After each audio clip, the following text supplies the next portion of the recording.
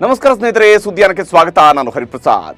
ಕರ್ನಾಟಕದ ವಿಧಾನಮಂಡಲದಲ್ಲಿ 2 ಪ್ರಮುಖ ಸ್ಥಾನಗಳು ಖಾಲಿ ಉಳಿದಿವೆ. ಅದನ್ನು ಸರ್ಕಾರ ಭರ್ತಿ ಮಾಡೋದಕ್ಕೆ ಆಗೋದಿಲ್ಲ. ಆ ಹುದ್ದೆಗಳನ್ನು ಭರ್ತಿ ಮಾಡಬೇಕಾಗಿರುವಂಥದ್ದು ಪ್ರತಿಪಕ್ಷ, ಒಂದು ಮೇಲ್ಮನೆಯಲ್ಲಿ ಇನ್ನೊಂದು ಕೆಳಮನೆಯಲ್ಲಿ.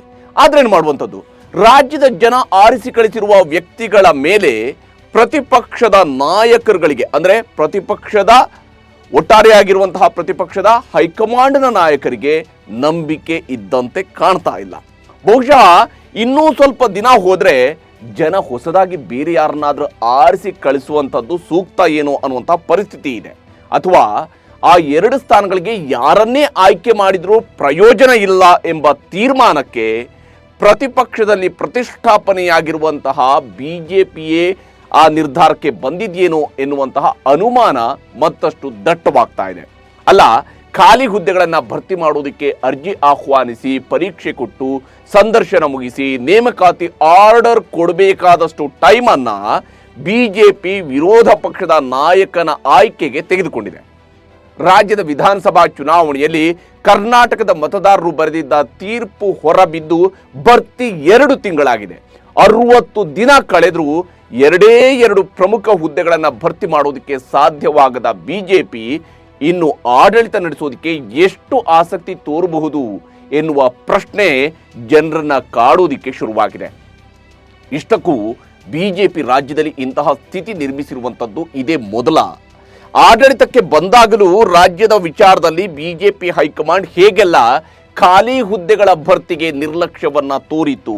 ಇಷ್ಟಕ್ಕೂ ವಿರೋಧ ಪಕ್ಷದ ನಾಯಕನ ಆಯ್ಕೆಗೆ ಸಂಬಂಧಿಸಿದಂತೆ ನಮ್ಮ ದೇಶದಲ್ಲಿ ಇರುವಂತಹ ನಿಯಮ ಏನು, ಕಾನೂನು ಏನು ಹೇಳುತ್ತೆ, ಸಂಪ್ರದಾಯದ ಪಾಲನೆಗಳು ಹೇಗೆ ನಡೆಯುತ್ತಾ ಬಂದಿವೆ, ಹಾಗೆಯೇ ಸದ್ಯ ಕರ್ನಾಟಕ ವಿಧಾನಸಭೆಯ ವಿರೋಧ ಪಕ್ಷದ ನಾಯಕನ ಸ್ಥಾನಕ್ಕೆ ಯತ್ನಾಳ್ ಮತ್ತು ಬೊಮ್ಮಾಯಿಯವರ ನಡುವೆ ಇವರಿಬ್ಬರಲ್ಲಿ ಬೇರಿನ್ಯಾರಾದರೂ ಪ್ರತಿಪಕ್ಷ ನಾಯಕ ಆಗೋದಕ್ಕೆ ಸಾಧ್ಯ ಆಗುತ್ತಾ? ಹಾಗೆಯೇ ಯತ್ನಾಳ್ರು ತಮ್ಮ ಮಾತಿನಿಂದಲೇ ಎಡವಟ್ಟು ಮಾಡಿಕೊಂಡಿದ್ದಾರಾ? ಎಲ್ಲದರ ಬಗ್ಗೆಯೂ ಕೂಡ ಈ ಎಪಿಸೋಡ್ನಲ್ಲಿ ನಾನು ವಿವರಿಸ್ತೀನಿ. ಕಡೆ ತನಕ ಮಿಸ್ ಮಾಡಿದಿರಿ ಈ ಎಪಿಸೋಡನ್ನು ನೋಡಿ. ಯಾಕಂದರೆ ಈ ಪ್ರತಿಪಕ್ಷ ನಾಯಕನ ಆಯ್ಕೆ ಅನ್ನುವಂಥದ್ದು ಕೇವಲ ರಾಜಕೀಯ ವಿಚಾರ ಮಾತ್ರ ಅಲ್ಲ. ರಾಜಕೀಯದ ಬಗ್ಗೆ ಆಸಕ್ತಿ ಹೊಂದಿರುವ ಯಾರೇ ಆದರೂ ಇಂತಹ ನಿಯಮಗಳ ಬಗ್ಗೆ ತಿಳಿದುಕೊಂಡಿರಲೇಬೇಕು. ಅದೆಲ್ಲವನ್ನು ಕೂಡ ಸರಳವಾಗಿ ನಾನು ನಿಮಗೆ ವಿವರಿಸ್ತಾ ಹೋಗ್ತೀನಿ. ಅಂದ ಹಾಗೆ ನಿಷ್ಪಕ್ಷಪಾತ ಜರ್ನಲಿಸಂ ಮಾಡುವಂತಹ ಸುದ್ದಿಯಾನದ ಸಬ್ಸ್ಕ್ರೈಬರ್ ಆಗೋದಕ್ಕೆ ನೀವು ಮರಿಬೇಡಿ. ಮತ್ತು ನಿಮ್ಮ ಸ್ನೇಹಿತರ ಜೊತೆಗೂ ಕೂಡ ಸುದ್ದಿಯಾನವನ್ನು ಶೇರ್ ಮಾಡಿ, ಅವ್ರಿಗೂ ಕೂಡ ಸುದ್ದಿಯಾನದ ಬಗ್ಗೆ ಮಾಹಿತಿ ಕೊಡಿ. ನಿಮ್ಮ ಇಂತಹ ಬೆಂಬಲವೇ ನಮಗೆ ಮತ್ತಷ್ಟು ಹೊಸ ವಿಷಯಗಳನ್ನು ನಿಮ್ಮ ಮುಂದಿಡೋದಕ್ಕೆ ಪ್ರೋತ್ಸಾಹವನ್ನು ಕೊಡ್ತಾ ಇರುತ್ತೆ. ಸ್ನೇಹಿತರೆ, ನಿಮಗೆ ನೆನಪಿರಬಹುದು, ರಾಜ್ಯಸಭೆ ಚುನಾವಣೆಯಲ್ಲಿ ಅಹಮದ್ ಪಟೇಲ್ ಅವರನ್ನ ಸೋಲಿಸುವಷ್ಟು ನಂಬರ್ ತನ್ನ ಬಳಿ ಇಲ್ಲ ಅಂತೇಳಿ ಬಿಜೆಪಿಗೆ ಗೊತ್ತಿದ್ದಾಗಲೂ ಗುಜರಾತ್ನಲ್ಲಿ ದೊಡ್ಡ ಆಪರೇಷನ್ ನಡೆಸಿ ರಾತ್ರೋರಾತ್ರಿ ಎಲೆಕ್ಷನ್ ಕಮಿಷನ್ ವರೆಗೆ ಓಡಾಡಿ 1 ಸೀಟ್ ಗೆಲ್ಲೋದಿಕ್ಕೆ ಬಿಜೆಪಿ ಎಷ್ಟೆಲ್ಲ ಕಷ್ಟಪಡೋದಿಕ್ಕೂ ರೆಡಿ ಇರುತ್ತೆ ಅನ್ನೋದನ್ನ ಇಡೀ ದೇಶಕ್ಕೇನೆ ತೋರಿಸಿಕೊಟ್ಟಿತ್ತು. ಅಂದು ಗುಜರಾತ್ನ ಶಾಸಕರು ಕರ್ನಾಟಕದ ರೆಸಾರ್ಟ್ನಲ್ಲಿ ವಾಸ್ತವ್ಯ ಹೂಡಿದ್ದ ಘಟನೆ ಮತ್ತು ನಂತರ ನಡೆದಿದ್ದ ಬೆಳವಣಿಗೆಗಳು ಕೂಡ ನಿಮಗೆ ನೆನಪಿರಬಹುದು. ಹಾಗೆಯೇ ಮಧ್ಯಪ್ರದೇಶದಲ್ಲಿ ಪೂರ್ಣ ಬಹುಮತದ ಸನಿಹದಲ್ಲಿ ಬಂದು ನಿಂತ ನಂತರ ಸರ್ಕಾರ ರಚಿಸಿದ್ದ ಕಾಂಗ್ರೆಸ್ನ ಕಮಲ್ನಾಥ್ ಸರ್ಕಾರವನ್ನು ಕೆಡವಿ ಕಾಂಗ್ರೆಸ್ ಶಾಸಕರಿಂದ ರಾಜೀನಾಮೆಯನ್ನು ಕೊಡಿಸಿ ಜ್ಯೋತಿರಾದಿತ್ಯ ಸಿಂಧ್ಯಾರನ್ನ ಕೇಂದ್ರದಲ್ಲಿ ಮಂತ್ರಿ ಮಾಡಿ ಕಷ್ಟಪಟ್ಟು ಕಮಲ ಅರಳಿಸುವುದರಲ್ಲಿ ಬಿಜೆಪಿ ಯಶಸ್ವಿಯಾಗಿತ್ತು.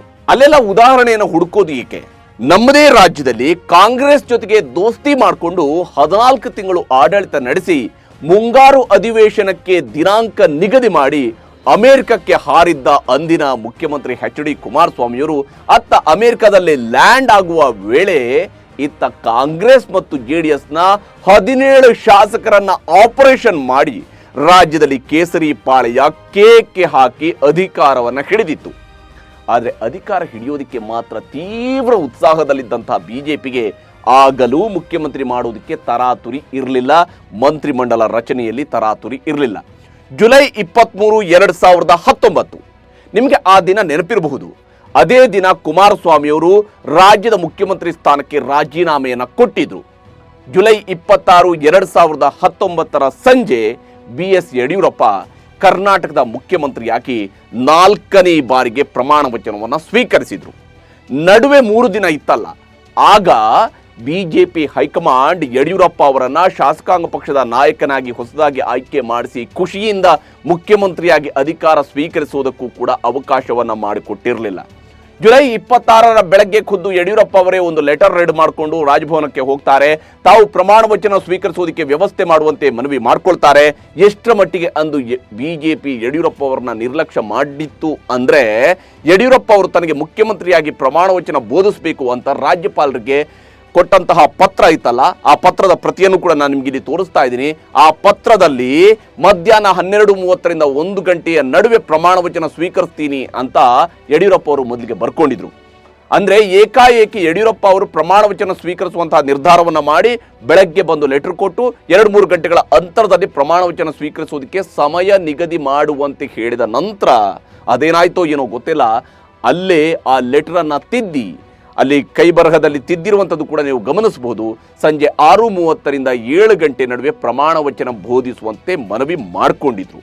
ನೋಡಿ, ಆ ಲೆಟರ್ನಲ್ಲೂ ಕೂಡ ಯಡಿಯೂರಪ್ಪ ತಾವು ಬಿಜೆಪಿಯ ಶಾಸಕಾಂಗ ಪಕ್ಷದ ನಾಯಕ ಮತ್ತು ವಿರೋಧ ಪಕ್ಷದ ನಾಯಕ ಅಂತ ಉಲ್ಲೇಖವನ್ನ ಮಾಡಿದ್ರು. ಒಂದು ಸರ್ಕಾರ ಬಿದ್ದು ಹೋಗಿ ಹೊಸ ಸರ್ಕಾರ ರಚನೆಯ ನಡುವೆಯೂ ಕೂಡ ಯಡಿಯೂರಪ್ಪ ವಿರೋಧ ಪಕ್ಷದ ನಾಯಕರಾಗಿ ಉಳಿದಿದ್ರು.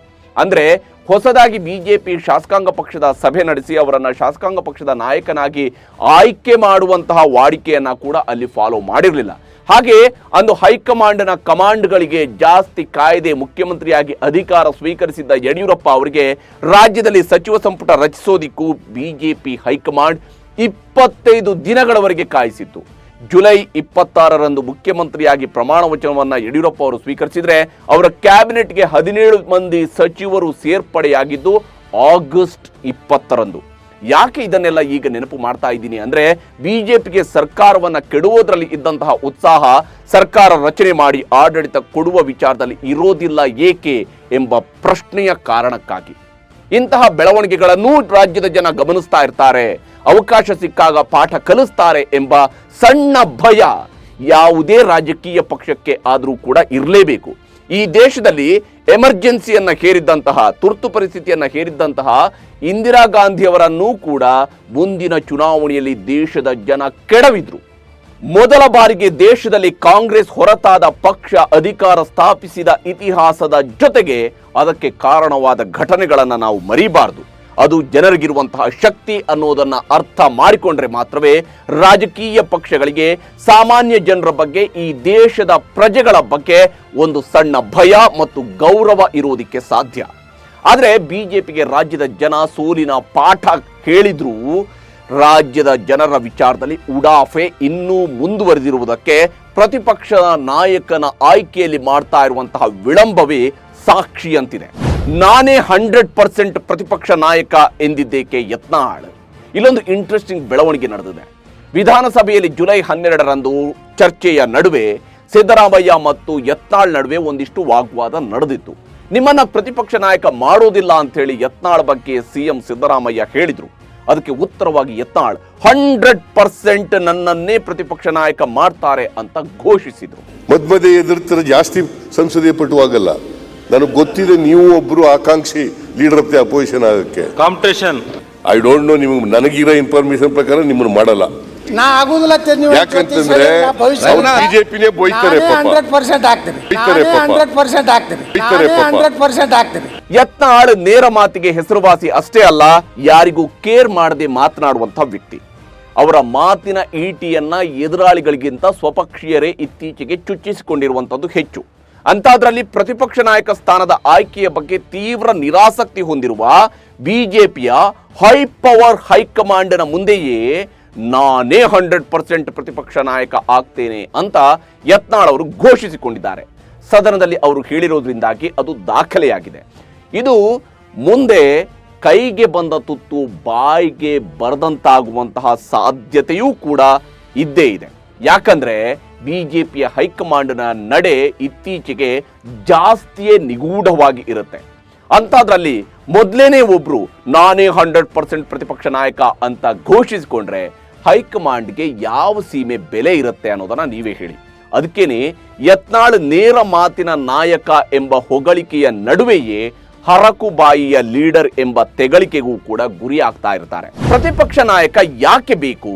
ವಿಧಾನಮಂಡಲ ಅಧಿವೇಶನ ಶುರುವಾಗಿ ರಾಜ್ಯಪಾಲರ ಭಾಷಣ, ಮುಖ್ಯಮಂತ್ರಿಯವರ ಬಜೆಟ್ ಮಂಡನೆ ಮತ್ತು ಅದರ ಮೇಲಿನ ಚರ್ಚೆಗಳು ನಡೀತಾ ಇದ್ರೂ ಬಿಜೆಪಿ ಪ್ರತಿಪಕ್ಷ ನಾಯಕನನ್ನ ಆಯ್ಕೆ ಮಾಡಿಲ್ಲ. ಸದನದಲ್ಲಿ ಪ್ರಶ್ನೋತ್ತರ ಕಲಾಪಗಳು ನಡೀತಾ ಇವೆ, ನಿಲುವಳಿ ಸೂಚನೆಗಳ ಮಂಡನೆ ಆಗ್ತಾ ಇವೆ. ಸ್ಪೀಕರ್ ಸದನದೊಳಗೆ ಎಲ್ಲಾ ಚರ್ಚೆಗಳಿಗೂ ಕೂಡ ಅವಕಾಶ ಮಾಡಿಕೊಡ್ತಾ ಇದ್ದಾರೆ.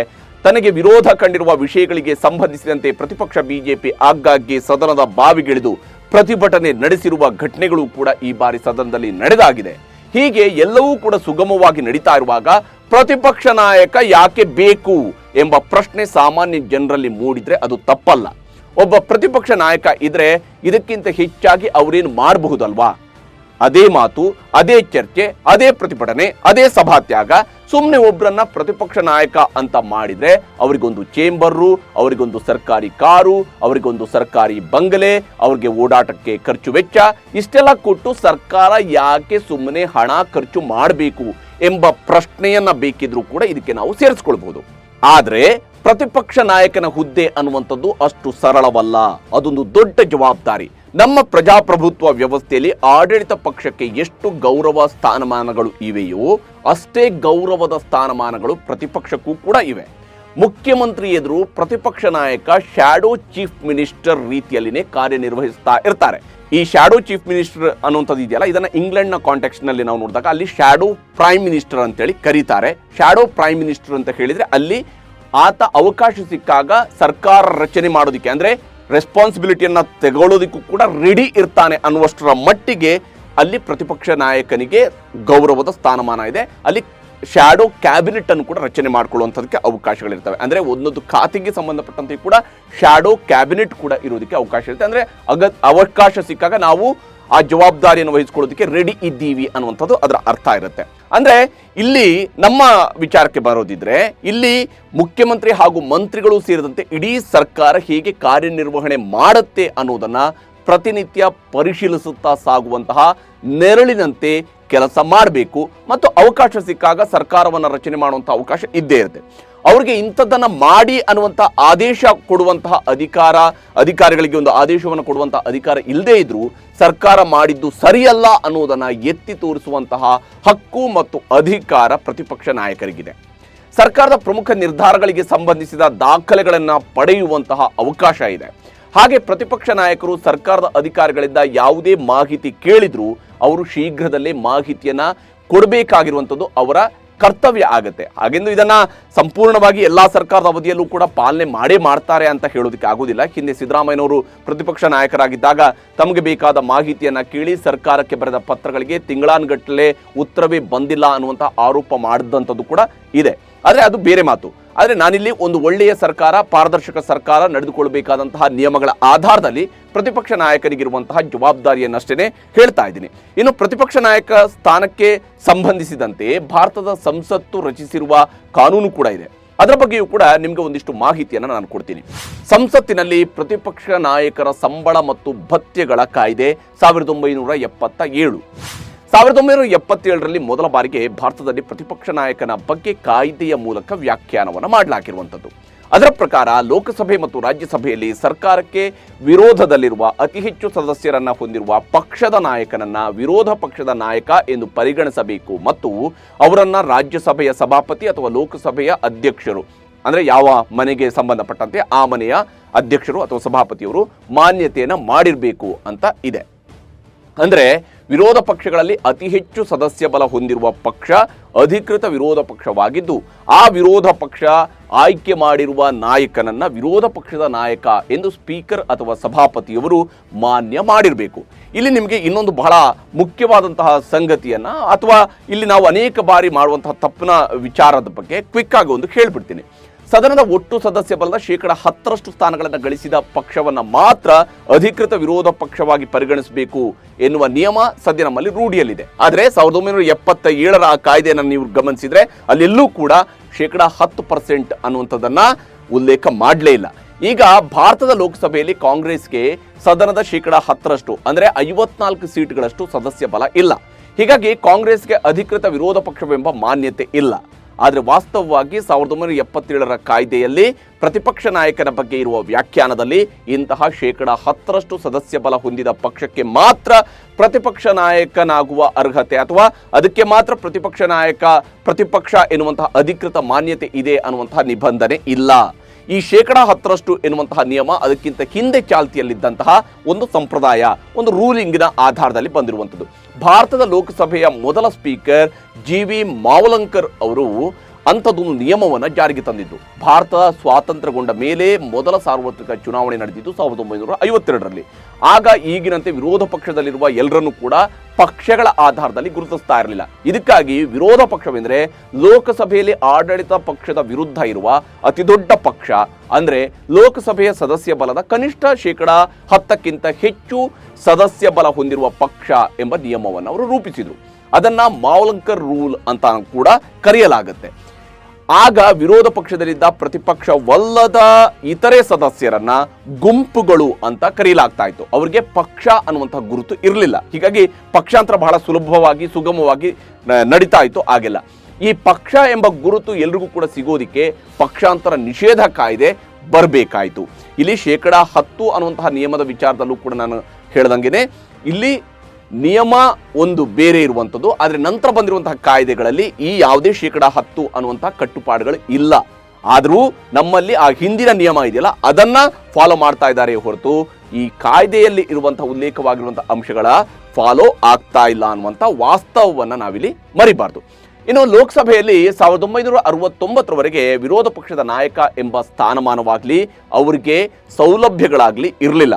ಲೋಕಸಭೆಯ ಮೊದಲ ಪ್ರತಿಪಕ್ಷ ನಾಯಕ ಆಯ್ಕೆಯಾಗಿದ್ದು 1969ರಲ್ಲಿ. ಇನ್ನು ಆಗಲೇ ಹೇಳಿದಂತೆ ಪ್ರತಿಪಕ್ಷ ನಾಯಕ ಅನ್ನೋದಕ್ಕೆ ಅಧಿಕೃತ ಮಾನ್ಯತೆ ಸಿಕ್ಕಿದ್ದು 1977ರ ಸಂಸತ್ ಕಾಯ್ದೆಯ ನಂತರ.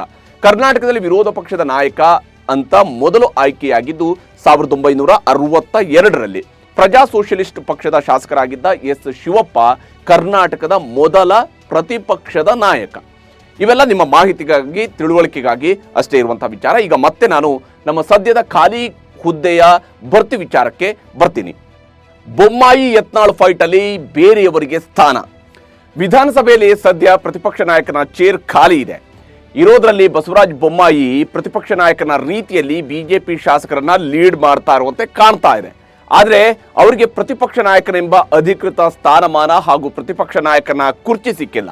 ಇನ್ನು ಪ್ರತಿಪಕ್ಷ ನಾಯಕನ ಚೇರ್ ಮೇಲೆ ಕಣ್ಣಿಟ್ಟಿರುವಂತಹ ಯತ್ನಾಳ್ ನಾನೇ ಪ್ರತಿಪಕ್ಷ ನಾಯಕ ಆಗ್ತೇನೆ ಅಂತ ಹೇಳಿದ್ದು ಮಾತ್ರವಲ್ಲದೆ ನನ್ನನ್ನು ಮಾಡೋದಿಲ್ಲ ಎಂಬ ಮಾಹಿತಿ ನಿಮಗೆ ಇದೆ ಅಂತಾದ್ರೆ ನೀವು ಹೊಂದಾಣಿಕೆ ಮಾಡಿಕೊಂಡಿದ್ದೀರಿ ಅಂತ ಸಿಎಂ ಸಿದ್ದರಾಮಯ್ಯ ಅವರ ವಿರುದ್ಧನೇ ಆರೋಪ ಮಾಡಿದ್ದಾರೆ. ನನ್ನ ರಾಜಕೀಯ ಜೀವನದಲ್ಲಿ ಅಡ್ಜಸ್ಟ್ಮೆಂಟ್ ಪಾಲಿಟಿಕ್ಸೇ ಮಾಡಿಲ್ಲ. ಒಬ್ಬರ ಜೊತೆಲೂ ಕೂತ ಇಲ್ಲಿ ಕೆಲವರು ಮಿನಿಸ್ಟ್ರಿಗಳಿದ್ದಾರೆ. ಚೀಫ್ ಮಿನಿಸ್ಟರ್ಗೆ ಮನೆಗೆ ಯಾವತ್ತಾರು ಹೋಗಿದ್ದನ್ನ ಹೇಳಿ ನೋಡೋಣ. ನಾನು ವಿರೋಧ ಪಕ್ಷದಲ್ಲಿರುವಾಗ ಈಗಿರ್ಬೋದು ಅಥವಾ ಇನ್ಯಾವನಾರು ಯಾವನಾರು ಮಿನಿಸ್ಟ್ರಿಗಳಿಗೆ ಮಾತಾಡಿದ್ದೀನ? ಮನೆಯೊಳಗೆ ಯಾಕೆ ಹೋಗ್ಬೇಕು? ಫೋನ್ ನನಗೆ ಅದು ಅಭ್ಯಾಸನೇ ಇಲ್ಲ. ನನ್ನ ರಾಜಕೀಯ ಜೀವನದಲ್ಲಿ ಅಡ್ಜಸ್ಟ್ಮೆಂಟ್ ಮಾಡ್ಕೊಳ್ಳೋ ಪ್ರವೃತ್ತಿನೇ ಇಲ್ಲ. ನಾನು ದೇಶಪಾಂಡೆ ಅವರು ನಾನು ಒಟ್ಟಿಗೆ ಬಂದದ್ದು, ಯಡಿಯೂರಪ್ಪನವರು ನಾವು ಒಟ್ಟಿಗೆ ಬಂದದ್ದು, ನಾನು BR ಪಾಟೀಲ್ ಒಟ್ಟಿಗೆ ಬಂದದ್ದು. ಅವತ್ತಿನಿಂದ ಇವತ್ತಿನವರೆಗೆ ವಿರೋಧ ಪಕ್ಷದವ್ರ ಜೊತೆಯಲ್ಲಿ ಅಡ್ಜಸ್ಟ್ಮೆಂಟ್ ಪಾಲಿಟಿಕ್ಸ್ ಮಾಡಿದ್ದೀನಿ ಅಂತ ಸಾಬೀತು ಮಾಡಿದ್ರೆ ಅವತ್ತೇ ರಾಜಕೀಯದಿಂದ ನಿವೃತ್ತಿ ಆಗ್ಬಿಡ್ತು. ನನ್ನ ಜೀವನದಲ್ಲಿ ಇವತ್ತಿನವರೆಗೆ ಕೆಲಸ ಮಾಡಿಲ್ಲ. ಆದ್ರೆ ಇಲ್ಲಿ ಹೊಂದಾಣಿಕೆ ಆಗಿದೆಯೋ ಇಲ್ಲವೋ ಅನ್ನೋದಕ್ಕಿಂತ ಹೆಚ್ಚಾಗಿ ಸಿದ್ದರಾಮಯ್ಯ ಅವರನ್ನ ಕೇಳಿಕೊಂಡು ಪ್ರತಿಪಕ್ಷ ನಾಯಕನನ್ನ ಆಯ್ಕೆ ಮಾಡಿಕೊಳ್ಳುವ ಮಟ್ಟಿಗೆ ಬಿಜೆಪಿಯ ಹೈಕಮಾಂಡ್ ಇಳಿದಿದೆಯೇ ಎಂಬ ಪ್ರಶ್ನೆ ಮೂಡುತ್ತೆ. ಅಂದ್ರೆ ಯತ್ನಾಳ್ ಹೇಳುವ ಮಾತಿನ ಪ್ರಕಾರವೇ ಹೋದ್ರೆ ಬಿಜೆಪಿ ಹೈಕಮಾಂಡ್ ಕೂಡ ಸಿದ್ದರಾಮಯ್ಯ ಜೊತೆಗೆ ಹೊಂದಾಣಿಕೆ ಮಾಡ್ಕೊಂಡಿದೆ ಅನ್ನುವಂತಾಗತ್ತೆ. ಒಂದ್ ವೇಳೆ ಯತ್ನಾಳ್ ಅವರು ಹೀಗೆ ಅವರ ಹೈಕಮಾಂಡ್ಗೆ ಹೇಳಿದ್ರು ಕೂಡ ನಾನಂತೂ ಅದನ್ನ ನಂಬೋದಕ್ಕೆ ತಯಾರಿಲ್ಲ. ಯಾಕಂದ್ರೆ ಬಿಜೆಪಿ ಹೈಕಮಾಂಡ್ ಆ ಮಟ್ಟಿಗೆ ಯಾವತ್ತೂ ಕೂಡ ಇಳಿಯಲಾರದು. ಇಲ್ಲಿ ಯತ್ನಾಳ್ ಅವರಿಗೆ ತನ್ನನ್ನೇ ಪ್ರತಿಪಕ್ಷ ನಾಯಕ ಮಾಡ್ತಾರೆ ಎಂಬ ವಿಶ್ವಾಸ ಮೂಡೋದಕ್ಕೆ ಬಹಳ ಮುಖ್ಯವಾದ ಕಾರಣ ಪ್ರತಿಪಕ್ಷ ನಾಯಕನ ಆಯ್ಕೆಗೆ ರಾಜ್ಯದಲ್ಲಿ 3ಕ್ಕಿಂತ ಹೆಚ್ಚು ಬಾರಿ ಗೆದ್ದಿರುವ ಶಾಸಕರು, ಮಾಜಿ ಶಾಸಕರು, ಆಯ್ದ ಪದಾಧಿಕಾರಿಗಳ ಅಭಿಪ್ರಾಯ ಸಂಗ್ರಹಿಸುವುದಕ್ಕೆ ಬಂದಿದ್ದಂತಹ ಮನ್ಸುಖ್ ಮಾಂಡವಿಯಾ ಅವರ ಸಮಿತಿ ಎದುರು ಸುಮಾರು 20 ಶಾಸಕರು ಯತ್ನಾಳರನ್ನ ಪ್ರತಿಪಕ್ಷ ನಾಯಕ ಸ್ಥಾನಕ್ಕೆ ಆಯ್ಕೆ ಮಾಡುವುದು ಸೂಕ್ತ ಎನ್ನುವಂತಹ ಅಭಿಪ್ರಾಯವನ್ನ ತಿಳಿಸಿದ್ದಾರಂತೆ. ಆದರೆ ಸುಮಾರು 30 ಶಾಸಕರು ಮತ್ತು ನಾಯಕರು ಹೈಕಮಾಂಡ್ ನಿರ್ಧಾರಕ್ಕೆ ಬದ್ಧ ಎಂದಿರುವಂತದ್ದು ಕೂಡ ಇದ್ದೇ ಇದೆ. ಅಂದ್ರೆ ಮೆಜಾರಿಟಿ ಯತ್ನಾಳ್ ಅವರ ಪರವಾಗಿಲ್ಲ ಅನ್ನುವಂಥದ್ದು ಕೂಡ ವಾಸ್ತವನೇ. ಇದರ ನಡುವೆ ವಿಜೇಂದ್ರ ಅವರು ವಿಧಾನಸಭೆಯಲ್ಲಿ ಮಾತನಾಡುವಾಗ ಮಳವಳ್ಳಿಯ ಶಾಸಕ PM ನರೇಂದ್ರ ಸ್ವಾಮಿ ಅವರು ಖಾಲಿ ಇರುವ ಪ್ರತಿಪಕ್ಷ ನಾಯಕ ಚೇರ್ನಲ್ಲಿ ಅಪ್ಪನಂತೆ ಮಗನನ್ನ ಕೂರಿಸೋದು ಸೂಕ್ತ ಎನ್ನುವಂತಹ ಉಚಿತ ಸಲಹೆಯನ್ನ ಬಿಜೆಪಿಯವರಿಗೆ ವಿಧಾನಸಭೆಯಲ್ಲಿನೇ ಕೊಟ್ಟಿದ್ದಾರೆ. ನಾನು ಒಂದು ಆಡಳಿತ ಪಕ್ಷದ ಸದಸ್ಯನಾಗಿದ್ರೂ ಕೂಡ ಒಂದು ವಿರೋಧ ಪಕ್ಷದ ಬಿಜೆಪಿ ಎಲ್ಲ ಶಾಸಕರುಗಳಿಗೆ ನಾನು ಮನವಿ ಮಾಡ್ತೀನಿ, 2ನೇ ಸೀಟು ಖಾಲಿ ಇದೆ, ಅವ್ರನ್ನ ಒಪ್ಪಿ ನೀವು ಕೂರಿಸ್ಬಿಡಿ, ನಮ್ದು ಯಾವ ತಕರಾರು ಇಲ್ಲ. ಕಾಂಗ್ರೆಸ್ನವ್ರಿಗೇನೆ ಬಿಟ್ರೆ ಇನ್ನು ಅದೆಷ್ಟೋ ಜನರನ್ನ ಪ್ರತಿಪಕ್ಷ ನಾಯಕನ ಸ್ಥಾನದಲ್ಲಿ ಅವರು ಕೂರಿಸ್ತಾರೆ ಅನ್ನೋದನ್ನ ಕಲ್ಪಿಸಿಕೊಳ್ಳೋದಕ್ಕೂ ಕೂಡ ಸಾಧ್ಯ ಇಲ್ಲ. ಅಷ್ಟು ಸಲಹೆಗಳನ್ನ ಬಿಜೆಪಿಯವರಿಗೆ ಕೊಡುವಂತಹ ಶಕ್ತಿ ಸದ್ಯ ಕಾಂಗ್ರೆಸ್ನವರಿಗೆ ಇದೆ ಮತ್ತು ಅಂಥದ್ದೊಂದು ಪರಿಸ್ಥಿತಿಯನ್ನ ಸ್ವತಃ ಬಿಜೆಪಿಯೇ ನಿರ್ಮಿಸಿಕೊಂಡಿದೆ. ಕೋಲು ಕೊಟ್ಟು ಹೊಡೆಸ್ಕೊಳ್ಳೋದು ಅನ್ನುವಂಥದ್ದು ಇದಕ್ಕೇನೆ. ಹಾಗಿದ್ರೂ ಬಿಜೆಪಿಯಲ್ಲಿ ನಡೀತಾ ಇರುವಂತಹ ಈ ಬೆಳವಣಿಗೆಗಳನ್ನ ಗಮನಿಸ್ತಾ ಇದ್ರೆ ಬೊಮ್ಮಾಯಿ ಯತ್ನಾಳ್ ಬದಲಿಗೆ ಬೇರೆಯವರನ್ನೇ ಪ್ರತಿಪಕ್ಷ ನಾಯಕ ಸ್ಥಾನಕ್ಕೆ ಆಯ್ಕೆ ಮಾಡುವ ಸಾಧ್ಯತೆ ದಟ್ಟವಾಗಿ ಗೋಚರಿಸ್ತಾ ಇದೆ. ಈಗಿನ ಪರಿಸ್ಥಿತಿಯಲ್ಲಿ ಪ್ರತಿಪಕ್ಷ ನಾಯಕ ಆಯ್ಕೆಗೆ ಬಿಜೆಪಿ ಮಾಡಿಕೊಂಡಿರುವಂತಹ ಗೊಂದಲ ಮತ್ತು ವಿಳಂಬದಿಂದಾಗಿ CM ಸಿದ್ದರಾಮಯ್ಯ ಮತ್ತಷ್ಟು ಬಲಿಷ್ಠರಾಗಿ ರಾಜಕೀಯವಾಗಿ ಕಾಣ್ತಾ ಇರುವಂಥದ್ದು ಮಾತ್ರ ಸುಳ್ಳಲ್ಲ. ಪ್ರತಿಪಕ್ಷ ನಾಯಕನ ಆಯ್ಕೆ ಪ್ರಕ್ರಿಯೆಯ ಬಗ್ಗೆ ನಿಮ್ಮ ಅಭಿಪ್ರಾಯವನ್ನು ಕಾಮೆಂಟ್ ಮೂಲಕ ತಿಳಿಸೋದಕ್ಕೆ ಮರಿಬೇಡಿ. ನಮಸ್ಕಾರ.